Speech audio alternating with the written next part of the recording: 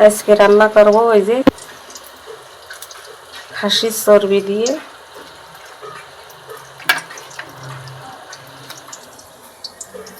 ছোলার ডাল দিয়ে। এই ছোলার ডাল এই যে সিদ্ধ করে নিয়েছি, এই যে পেঁয়াজ কুচিয়ে নিয়েছি, এই যে জিরে আদা পেঁয়াজ রসুন বেটে নিয়েছি, আর ডাল সিদ্ধ করার সময় এই যে লঙ্কা দিয়ে দিয়েছি। এবার অল্প একটু শুকনো লঙ্কার গুঁড়ো দেবো। এবার এই চর্বি ছোট ছোট করে কেটে নেব। এই যে চর্বি ছোট ছোট পিস পিস করে কেটে নিয়েছি। এবার রান্না করব ছোলার ডাল দিয়ে। এই যে শুকনো লঙ্কা জিরে তেলে দিয়ে দিয়েছি। এবার পেঁয়াজ এই যে পেঁয়াজ নেড়ে চেড়ে নিয়েছি। এবার জিরে আদা বাটা দিয়ে দেবো। এই যে জিরে আদা রসুন বাটা দিয়ে নাড়াচাড়া করে নিয়েছি। এবার লাল লঙ্কার গুঁড়ো দেবো। এই যে লঙ্কার গুঁড়ো দিয়ে দিয়েছি। এবার পরিমাণ মতো হলুদ লবণ দেবো।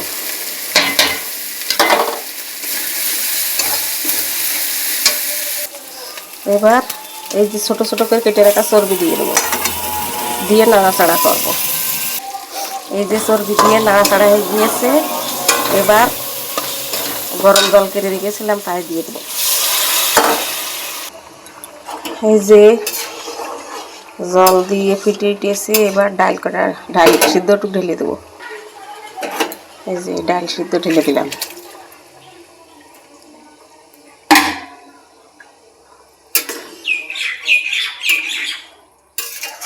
দিয়ে আবার ঢেকে দেব।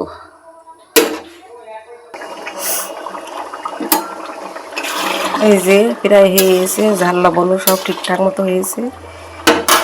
এবার একটু গরম মশলার গুঁড়ো, একটু ভাজা মশলার গুঁড়ো দিয়ে দিলাম, দিয়ে নাড়াচাড়া করব।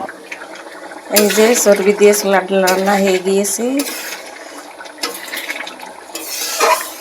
এবার নামিয়ে ফেলবো।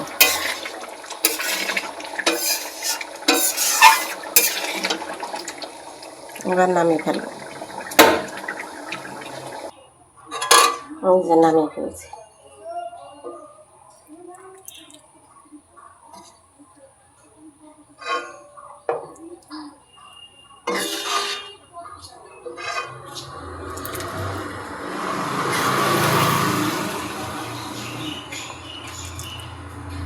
নামানো হয়ে গিয়েছে। এরকম করে তোমরাও রান্না করে খেয়ে দেখো, খুব ভালো লাগে।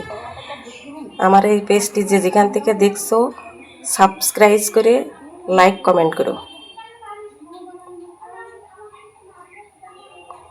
এরম গরম ভাতের সাথে এরম ছোলার ডাল চর্বি দিয়ে রান্না করে খেয়ে দেখো, খুব মজা লাগে, খুব ভালো লাগে। রুটির সাথেও খাওয়া যাবে, পরোটার সাথেও খাওয়া যাবে।